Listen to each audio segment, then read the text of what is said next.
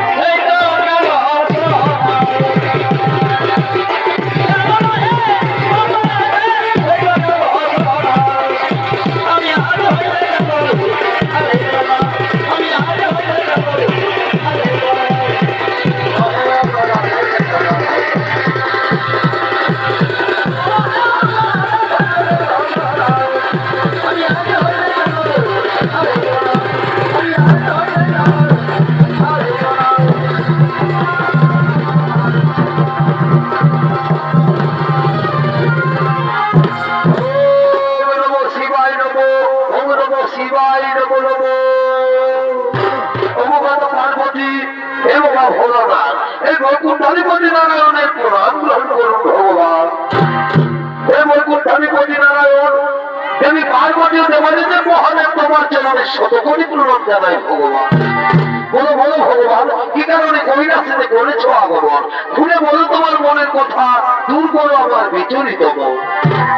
দেবাদিদেব মহাদেব, এই স্বর্গমন্ডল সাধন ত্রিভুবনে যখন যখন বেড়েছে অসুরদের অত্যাচার, তখন তুমি হোক বা আমি সেই অসুরদের মেরে তাদের অন্যায় অত্যাচার ও শান্তিকে দূর করে শান্তির প্রদীপ জ্বেলেছি।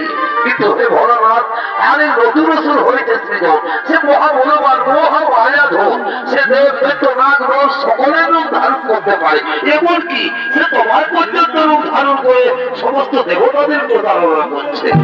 বলো বলো মহাদেব, কে সেই অসুর, কিবা তার পরিচয়? নারায়ণ, তুমি তো সবই জানো। ওই অসুরের দ্বারা প্রকাশ হবে দেবী নকুলার মাহাত্মের কথা। ওই দুষ্টপতি কুলাঙ্গার ঘণ্টাসুরের মায়াযজ্ঞ থেকে হয়েছে তার জন্ম, নাম তার নাগাসুর। হে প্রভু, নাগাসুরের মৃত্যু হলিয়ে এসেছে, নাগাসুর আর নকুলার হইবে ভরণ পর্যন্ত, সেই যুদ্ধে নাগাসুর হইবে নিধন, দেবী নকুলার হবে জয়। আর সেদিন থেকে ত্রিভুবনের সমস্ত প্রাণী জানতে পারবে দেবী নকুলার মাহাত্মের কথা। হে নারায়ণ, দূর করো বিচলিত মোর, আনন্দ মনে বৈকুণ্ঠ ধামে করো ভগবান।